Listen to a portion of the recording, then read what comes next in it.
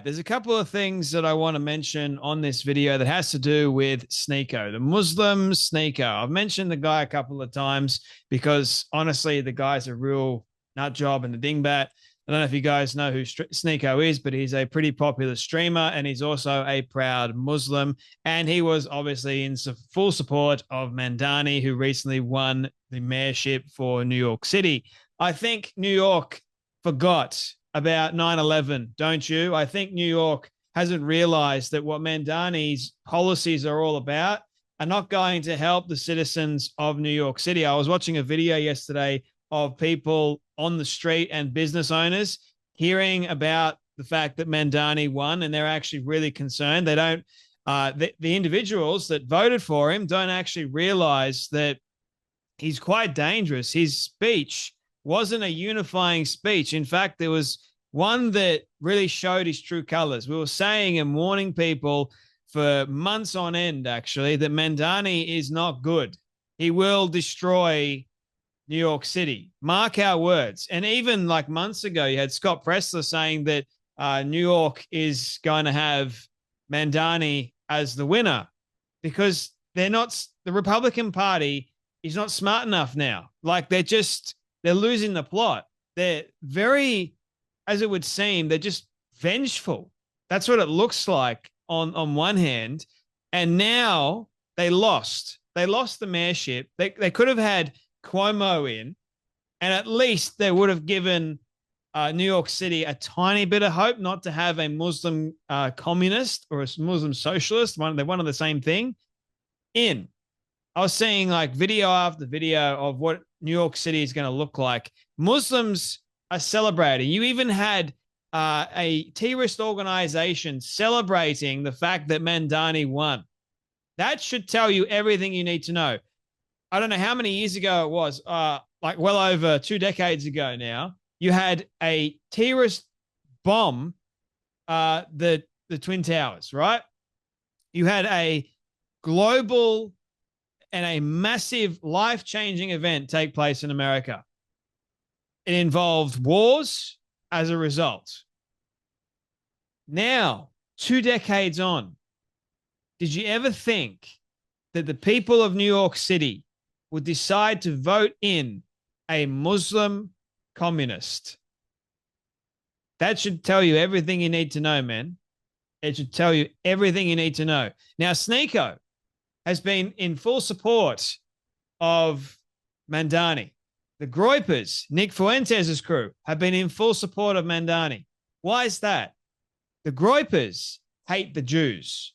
Nick Fuentes hates the Jews. He's been telling people for months, goodness knows how much longer, but as far as I'm aware, he's been telling people for months, don't vote for Cuomo because Cuomo is a what? He's a Jew supporter. And that's unacceptable. So they'd much rather have a Muslim in power that's a communist that's going to destroy the city than have someone that actually has brains about him. At least a little bit more brains, and would actually be good for the economy, be good for businesses in New York. So they're not having New York's best interest at heart. Politics has changed so much, it's just all about foreign policy now. It's not actually local policy. It doesn't matter how bad your actual policies really are. You can say you want to defund the police. People will still vote you in because it all comes down to, you guessed it, your foreign allegiance. If you decide to not only be an American or even Australian, if you side with Israel, that's an automatic see you later. At least that was the case in New York City. And the reports that I've been hearing, it's like the Republicans' own fault. It's the Cuomo did a decent job towards the end, but seriously, it's their own fault. New York City is going to suffer as a result. Look at Dearborn, Michigan, for example, as a perfect case study. Look at anywhere in the world that has Muslim leaders, and my goodness me, will you see mass problems. Now, of course, Sneako doesn't seem to think this is a problem. Now, Matt Walsh. Sneako's gone after Matt Walsh. Matt Walsh said this, Mandani's win had nothing to do with the economy. Nothing to do with whatever bullcrap the pundits are selling. Mandani won because he appeals to the tribal interests of the foreigners who have taken over the city. The longer that the voters had lived in New York, the less they supported Mandani. That's the whole story. Yeah, it's quite clear. More and more people that had lived in New York City for a very, very long time, none of them supported Mandani because they realized his policies suck. They're going to destroy. Real estate's going to like crumble. As a result, real estate agents are already fearing. I think 50 Cent escaped New York City recently as well. There's so many things that are happening, right? This is important to watch. Sneako responds by going, no, he won because he refused to sell out to Israel, something you have yet to do. These people are so stupid, man. They are so utterly deranged that Israel, they think that this one country in the Middle East is the significant problem. They really think that Israel is everything, the be-all and end-all, and hence why the Groypers were in full support of Mandani's win. They much rather have a Muslim who is actually, like, to me, far more dangerous than having an Israeli in there or a Jew supporter. Because with Muslims come what? Sharia. They, like, will try and clean things up, but it's only beneficial to Muslims.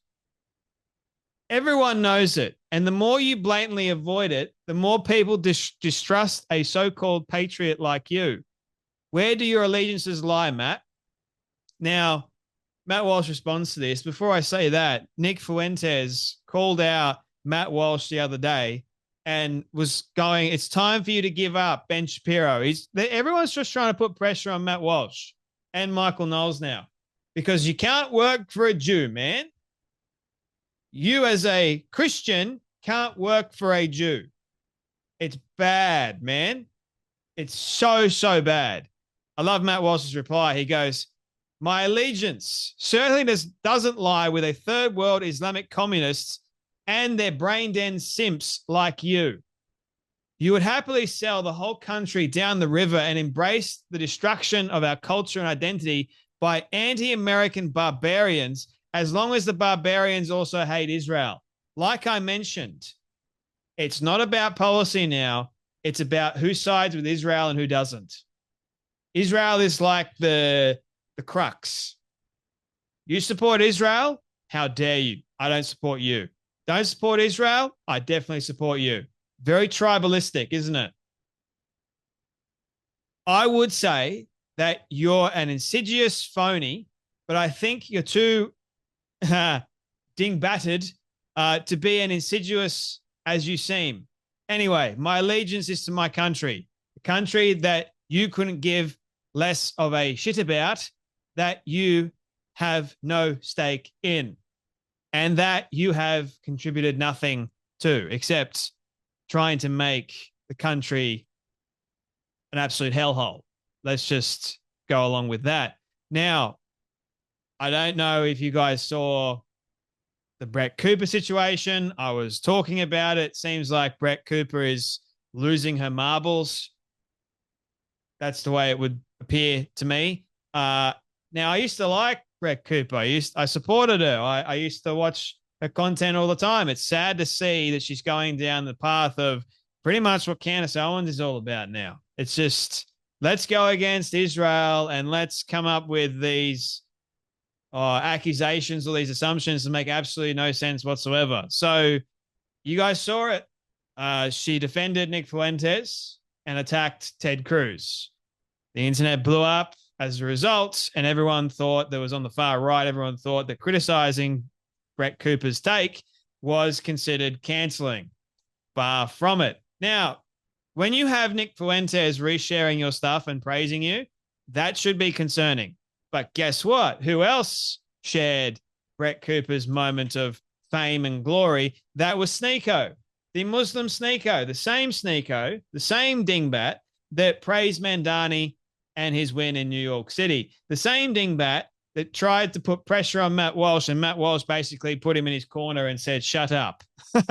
Now, watch this. This is Sneako's reaction to Brett Cooper going after Ted Cruz and also Randy Fine. Have a watch. He said, they don't kill you because you're a Nazi. They call you a Nazi so they can kill you. Political violence is a left-wing phenomenon. Enough is enough. We need to shut it down. And then in response to Fuentes and Tucker this week, he tweeted this. Trump's bombing of the Ayatollah's nuclear facilities made the little Nazi mad. Good. So now you're turning around and you're calling somebody that you don't like a Nazi. You're doing this out of blind rage because you're so angry that conservative base's attitudes are rapidly changing that Nick Fuentes is getting... I told you Brett was one of the good ones 3 years ago.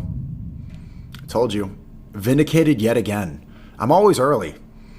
I'm early by platforming Nick Fuentes when he's on Cozy TV and everyone's afraid.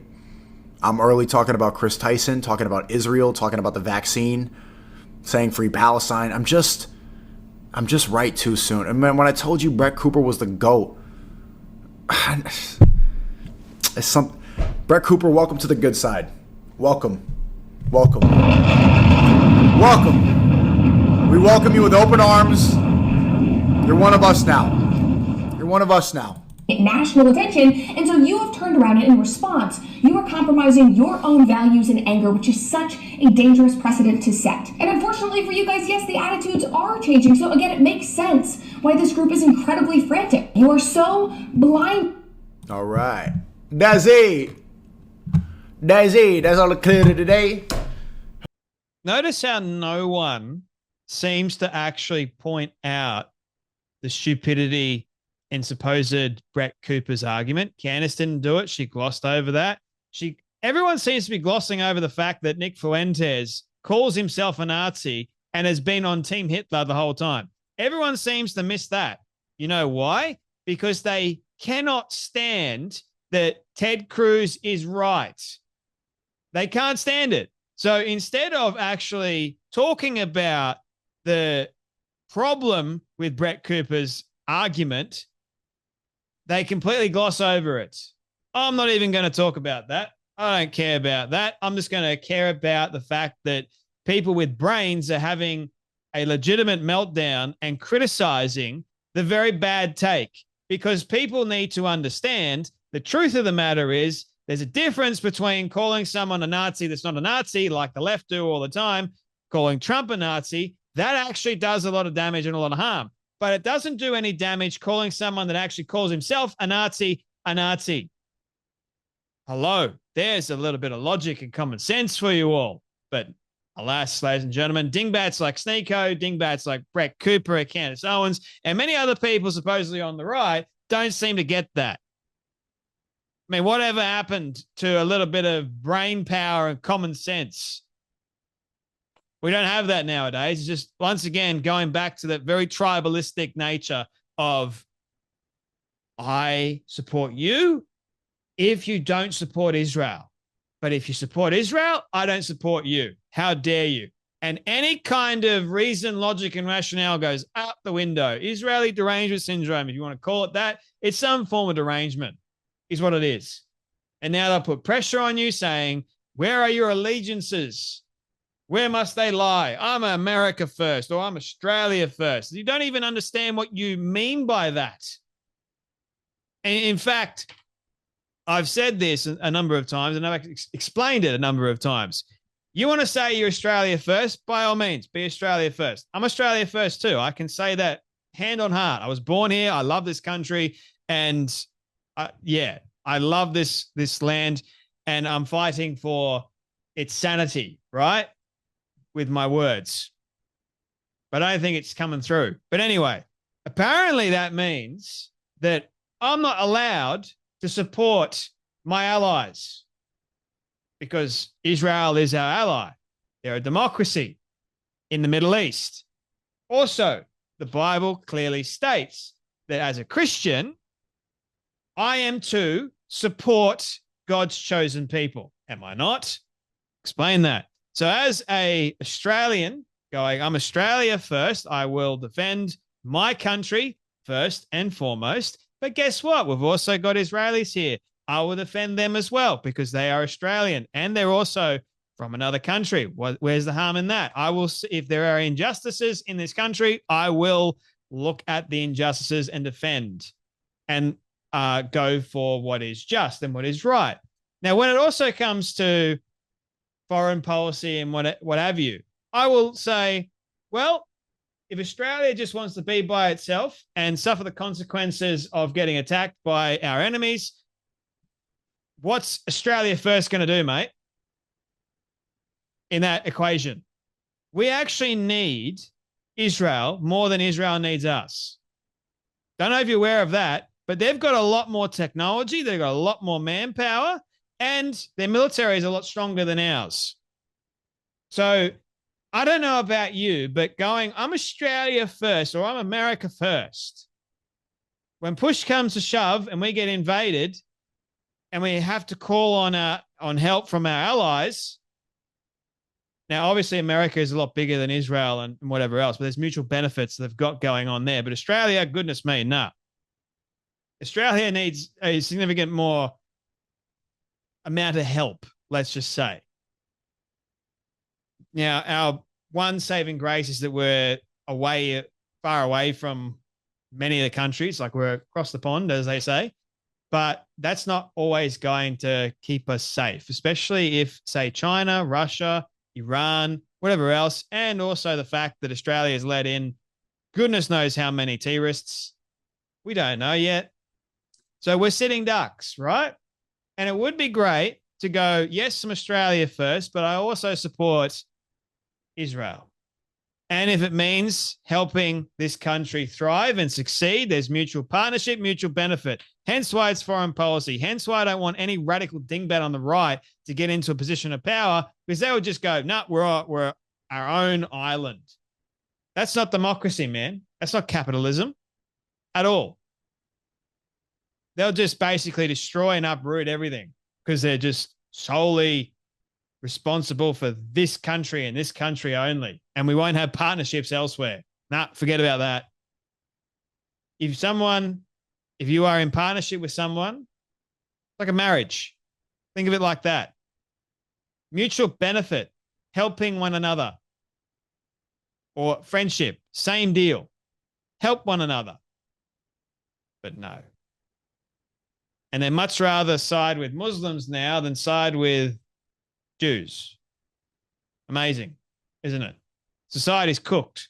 Anyway, thought I'd explain that. But again, anyway, that's enough from me. You guys take care. Be blessed. And I'll see you all in the next video.